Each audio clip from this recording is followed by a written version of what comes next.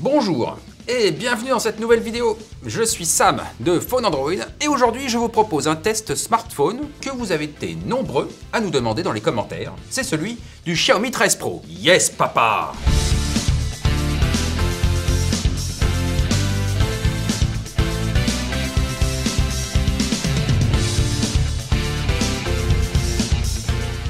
Le Xiaomi 13 Pro est à date le smartphone le plus haut de gamme du catalogue 2023 de la marque chinoise. Il pourrait être supplanté par un modèle Ultra, reste à savoir s'il arrivera en France. Le Xiaomi 13 Pro, lui, ne manque pas d'ambition. Oh ça non! Que ce soit au niveau de la fiche technique, avec un gros processeur, un gros capteur photo principal et une grosse puissance sur la charge filaire, ou que ce soit au niveau du tarif. Le Xiaomi 13 Pro, équipé de 12 Go de RAM et 256 Go de stockage, est proposé au prix public conseillé de 1 299 €, soit 200 € de plus que son prédécesseur. Ça fait quand même beaucoup. Surtout quand certains concurrents essayent justement de ne pas monter leur prix, à l'image de Vivo et son très bon X90 Pro vendu 1 199 € et dont la fiche technique est relativement similaire. Si vous êtes un fidèle de la chaîne et que vous avez déjà vu notre vidéo sur le X90 Pro, je vous ai déjà spoilé la fin de ce test. Ah, désolé. Mais je n'ai pas expliqué pourquoi. C'est justement le but de cette vidéo. Avant d'entrer dans le détail, petit forçage des familles pour vous rappeler les gestes qui sauvent. Le pouce vers le haut si vous aimez notre travail, l'abonnement pour faire grossir la communauté et la clochette pour être prévenu de nos nouvelles vidéos. Ça nous aide pour le référencement et donc à faire grossir la chaîne tout simplement. Allez,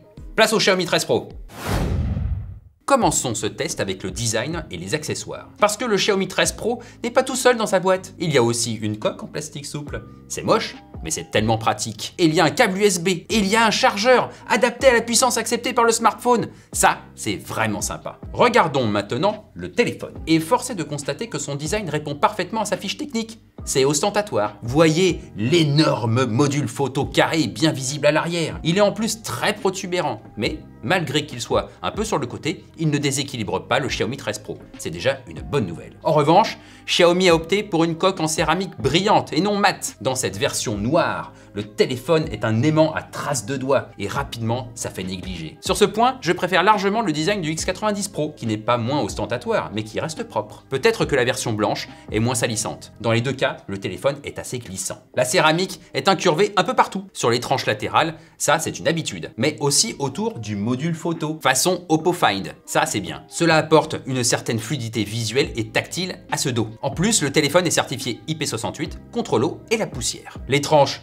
sont habillés d'aluminium, ici aussi dans une finition brillante, c'est très classe. Il n'y a pas de surprise dans les emplacements des éléments techniques. Le Xiaomi 13 Pro bénéficie comme tous les modèles de la marque d'un capteur infrarouge pour le transformer en télécommande. Le tiroir de la SIM compte 2 emplacements, mais vous pouvez aussi utiliser l'eSIM embarqué. À l'avant, le smartphone bénéficie d'un écran incurvé, ce qui tend à l'amincir visuellement. L'écran est recouvert de Gorilla Glass 6 et d'une protection préinstallée en usine. Un plus indéniable face à Samsung notamment. Le poinçon du capteur selfie est positionné au milieu de la bordure supérieure sous un écouteur téléphonique presque invisible. Sous l'écran, vous avez un lecteur d'empreintes digitales qui marche plutôt bien. Le Xiaomi 13 Pro bénéficie donc d'un design travaillé et haut de gamme, en phase avec son positionnement.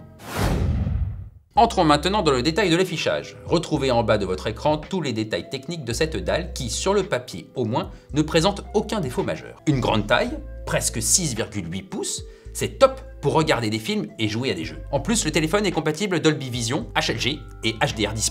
Nous avons une belle définition et une résolution assez élevée que vous pouvez baisser pour économiser de la batterie. Nous avons un taux de rafraîchissement qui varie de 1 Hz à 120 Hz en fonction des contenus qui sont affichés. Nous avons aussi une belle luminosité qui peut théoriquement monter à 1900 nits ponctuellement, localement et sous le soleil. À l'usage, en mode manuel, l'écran offre une luminosité correcte, comprise entre 480 et 570 nits selon les profils colorimétriques. Parlons justement de la couleur. Outre un profil entièrement personnalisable, vous avez 3 profils. Intense, qui est activé par défaut, saturé, qui fait vibrer les couleurs, et couleur originale, qui est très bon, un delta E de 1,6 et une température moyenne un peu faible à 6200 degrés. L'écran du Xiaomi 13 Pro est donc très bon dans l'ensemble, cependant si nous voulons vraiment être tatillon, ce qui est bien normal avec un téléphone à 1300 €, il n'est pas aussi bon que celui du Galaxy S23 Ultra, mais c'est vraiment pour chipoter. Passons maintenant sous l'écran.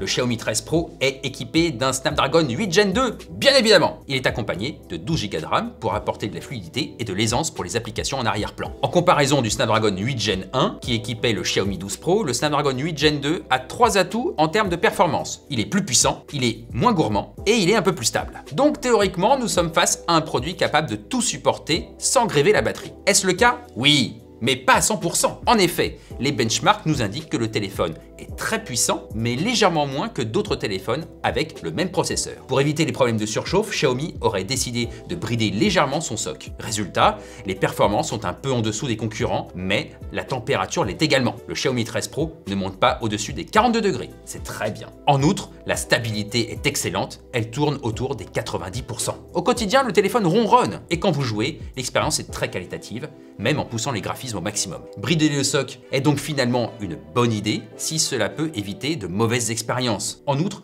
cela peut aider à économiser de l'énergie. Transition idéale pour parler de la batterie.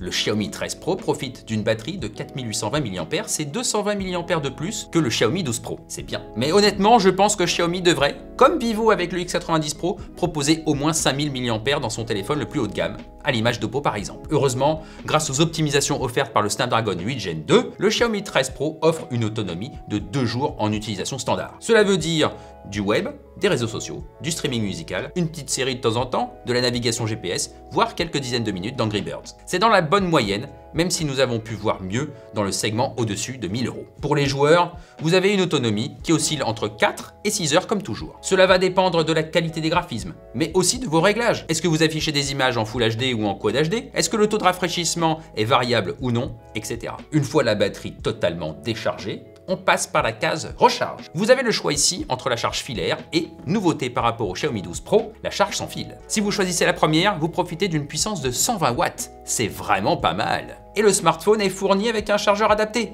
Excellente nouvelle! Si vous préférez la charge sans fil, vous pouvez bénéficier d'une charge rapide 50 watts, ce qui est pas mal du tout. Avec le chargeur filaire fourni dans la boîte, vous rechargez le smartphone de 0 à 100% en 30 minutes avec le réglage de recharge par défaut. Résultat, le Xiaomi 13 Pro est un peu plus lent que les 25 minutes du X90 Pro. Contrebalançons cela par deux informations. D'abord, il ne faut que 5 minutes pour atteindre les 20% et 15 minutes pour dépasser les 55%. C'est donc une bonne expérience d'appoint. Ensuite, vous avez une option pour accélérer la recharge dans le menu réglage. En activant cette option, le téléphone atteint les 100% en 19 minutes seulement. Mais cela se fait au détriment de la chauffe. Ponctuellement, ça peut aider, mais cela ne doit pas être une habitude quotidienne. Perso, j'aurais tendance à préférer la stratégie inverse. Vivo, par exemple, préfère intégrer une protection qui baisse la puissance de charge quand le téléphone chauffe. Ainsi, la charge est toujours la plus rapide possible, mais elle surveille la batterie pour éviter les problèmes, contrairement à Xiaomi qui bride la charge et propose à l'utilisateur de la débrider, quitte à lui faire porter la responsabilité en cas de problème.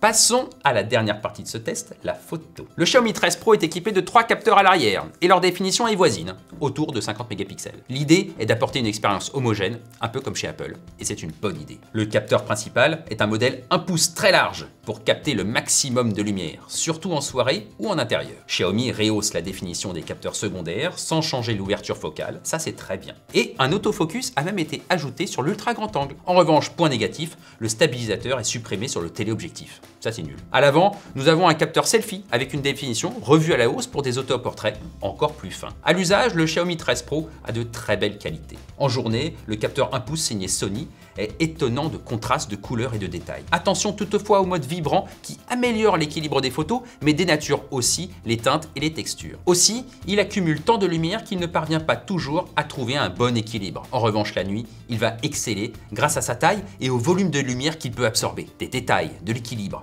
et peu de bruit. L'ultra grand angle fait également de bonnes photos, sans grand changement par rapport à l'année dernière. C'est peut-être un peu plus fin au niveau du grain. Le zoom optique 3 fois est aussi très bon avec de nombreux détails. Vous pouvez pousser le zoom numérique jusqu'à 70 fois au maximum, mais nous vous conseillons quand même de rester sous la barre des 50 fois pour ne pas être envahi d'artefacts disgracieux. Une fois n'est pas coutume, ce n'est pas l'ultra grand angle, mais le téléobjectif qui se charge des macros grâce à une lentille flottante, innovation de Xiaomi empruntée aux objectifs de boîtier réflexe. Et le résultat, il est top. Le capteur selfie est bien sympa, il offre de bons clichés de jour comme de nuit. Attention aux outils d'embellissement qui vont dénaturer les textures du visage. En outre, en vidéo, il est étonnant que ce capteur ne parvienne pas à filmer plus qu'en 1080p. Bon, c'est dommage.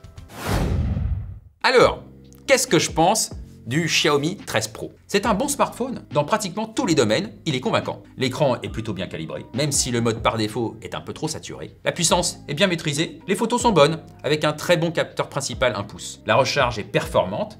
Et côté design, qu'on aime ou qu'on n'aime pas le côté brillant et le module photo protubérant, Xiaomi a fait de grands efforts sur la coque en céramique. Il y a de petits soucis évoqués dans le test, la coque hyper salissante, les petits déséquilibres de lumière, notamment en contre-jour, le capteur selfie limité en 1080p en vidéo, la recharge filaire qui pourrait être plus rapide tout en étant aussi bien protégée. Mais ce ne sont que des petits soucis. Le pourquoi je préfère le X90 Pro au Xiaomi 13 Pro n'est pas technique finalement, car les deux téléphones proposent peu ou prou la même expérience. C'est la différence de prix. 100 € de différence sur la facture, mais pas 100 € de différence sur l'expérience. Et ça, c'est dommage. Parce que le rapport qualité-prix n'est donc pas en faveur du Xiaomi 13 Pro. Nous voilà donc arrivés à la fin de ce test du Xiaomi 13 Pro. Merci de l'avoir suivi jusqu'au bout. Comme toujours, lâchez un like si ça vous a plu, posez vos questions en commentaire et retrouvez-nous sur les réseaux sociaux. Sinon, je vous retrouve très bientôt pour une nouvelle vidéo. D'ici là, portez-vous bien.